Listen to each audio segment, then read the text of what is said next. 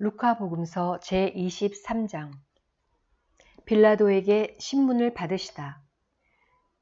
그리하여 온 무리가 일어나 예수님을 빌라도 앞으로 끌고 갔다. 그리고 예수님을 고소하기 시작하였다. 우리는 이 자가 우리 민족을 선동한다는 사실을 알아냈습니다.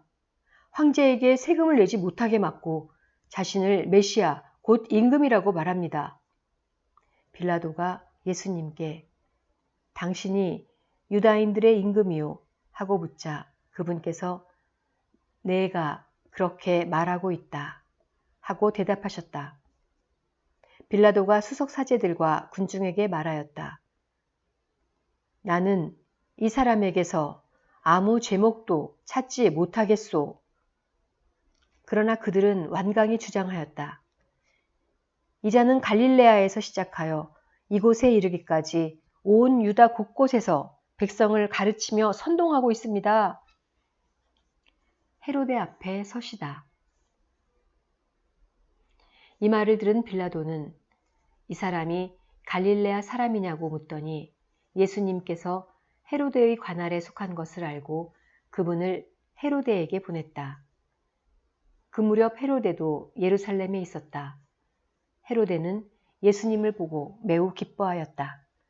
예수님의 소문을 듣고 오래전부터 그분을 보고 싶어 하였을 뿐만 아니라 그분께서 일으키시는 어떤 표징이라도 보기를 기대하고 있었던 것이다.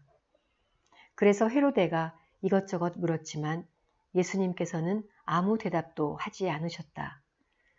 수석 사제들과 율법학자들은 그 곁에 서서 예수님을 신랄하게 고소하였다. 헤로데도 자기 군사들과 함께 예수님을 업신 여기고 조롱한 다음 화려한 옷을 입혀 빌라도에게 돌려보냈다. 전에는 서로 원수로 지내던 헤로데와 빌라도가 바로 그날에 서로 친구가 되었다.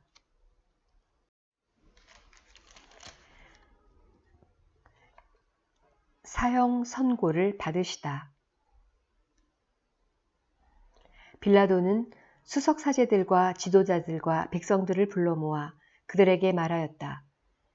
여러분은 이 사람이 백성을 선동한다고 나에게 끌고 왔는데 보다시피 내가 여러분 앞에서 신문에 보았지만 이 사람에게서 여러분이 고소한 제목을 하나도 찾지 못하였소. 헤로데가 이 사람을 우리에게 돌려보낸 것을 보면 그도 찾지 못한 것이요. 보다시피 이 사람은 사형을 받아 마땅한 짓을 하나도 저지르지 않았소. 그러니 이 사람에게 매질이나 하고 풀어주겠소. 그러자 그들은 일제히 소리를 질렀다. 그 자는 없애고 바랍바를 풀어주시오. 바랍바는 예루살렘에서 일어난 반란과 살인으로 감옥에 갇혀있던 자였다. 빌라도는 예수님을 풀어주고 싶어서 그들에게 다시 이야기하였지만 그들은 그 자를 십자가에 못 박으시오, 십자가에 못 박으시오 하고 외쳤다. 빌라도가 세 번째로 그들에게 도대체 이 사람이 무슨 나쁜 짓을 하였단 말이오. 나는 이 사람에게서 사형을 받아 마땅한 제목을 하나도 찾지 못하였소. 그래서 이 사람에게 매질이나 하고 풀어주겠소. 하자 그들이 큰 소리로 예수님을 십자가에 못 박으라고 다그치며 요구하는데 그 소리가 점점 거세졌다. 마침내 빌라도는 그들의 요구를 들어주기로 결정하였다. 그리하여 그는 반란과 살인으로 감옥에 갇혀있던 자를 그들이 요구하는 대로 풀어주고 예수님은 그들의 뜻대로 하라고 넘겨주었다.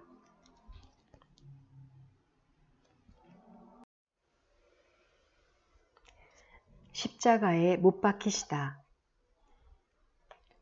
그들은 예수님을 끌고 가다가 시골에서 오고 있던 시몬이라는 어떤 키레네 사람을 붙잡아 십자가를 지우고 예수님을 뒤따르게 하였다. 백성의 큰 무리도 예수님을 따라갔다. 그 가운데에는 예수님 때문에 가슴을 치며 통곡하는 여자들도 있었다. 예수님께서는 그 여자들에게 돌아서서 이르셨다. 예루살렘의 딸들아, 나 때문에 울지 말고 너희와 너희 자녀들 때문에 울어라. 보라, 아이를 낳지 못하는 여자, 아이를 배워보지 못하고 젖을 먹여보지 못한 여자는 행복하여라 하고 말할 날이 올 것이다. 그때의 사람들은 산들에게 우리 위로 무너져 내려라 하고 언덕들에게 우리를 덮어다오 할 것이다.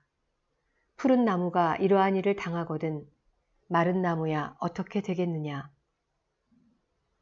그들은 다른 두 죄수도 처형하려고 예수님과 함께 끌고 갔다.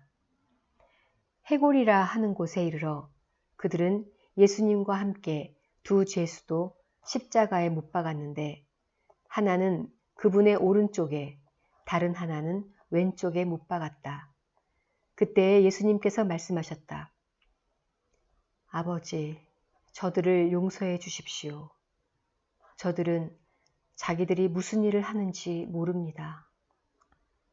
그들은 제비를 뽑아 그분의 겉옷을 나누어 가졌다. 백성들은 서서 바라보고 있었다.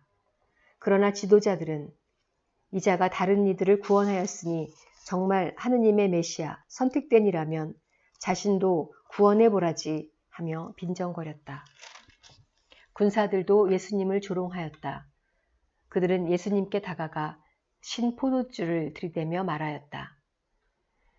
내가 유다인들의 임금이라면 너 자신이나 구원해 보아라. 예수님의 머리 위에는 이 자는 유다인들의 임금이다 라는 죄명패가 붙어 있었다.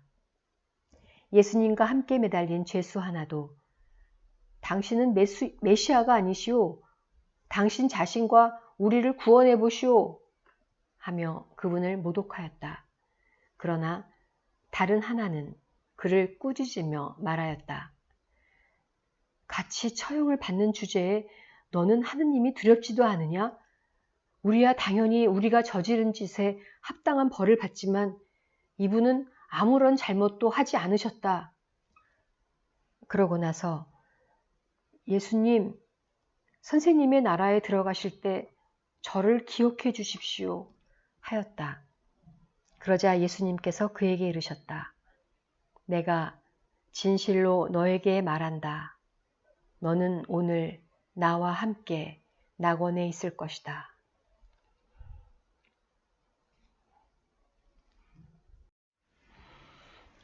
숨을 거두시다. 낮 12시쯤 되자 어둠이 온 땅에 덮여 오후 3시까지 계속되었다. 해가 어두워진 것이다. 그때 성전 휘장 한가운데가 두 갈래로 찢어졌다. 그리고 예수님께서 큰 소리로 외치셨다. 아버지, 제 영을 아버지 손에 맡깁니다. 이 말씀을 하시고 숨을 거두셨다.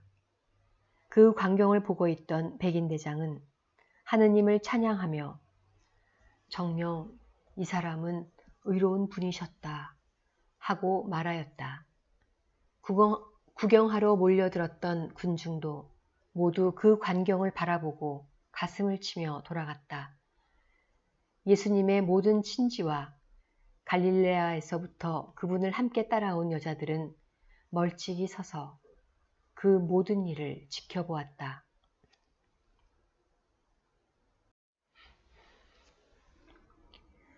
묻히시다. 요셉이라는 사람이 있었는데 그는 의회 의원이며 착하고 의로운 이였다. 이 사람은 의회의 결정과 처사에 동의하지 않았다. 그는 유다인들의 고을 아리마테아 출신으로서 하느님의 나라를 기다리고 있었다. 이 사람이 빌라도에게 가서 예수님의 시신을 내달라고 청하였다. 그리고 시신을 내려 아마포로 감싼 다음 바위를 깎아 만든 무덤에 모셨다. 그것은 아직 아무도 묻힌 적이 없는 무덤이었다. 그날은 준비일이었는데 안식일이 시작될 무렵이었다. 갈릴레아에서부터 예수님과 함께 온 여자들도 뒤따라가 무덤을 보고 또 예수님의 시신을 어떻게 모시는지 지켜보고 나서 돌아가 향료와 향료를 준비하였다. 그리고 안식일에는 계명에 따라 쉬었다.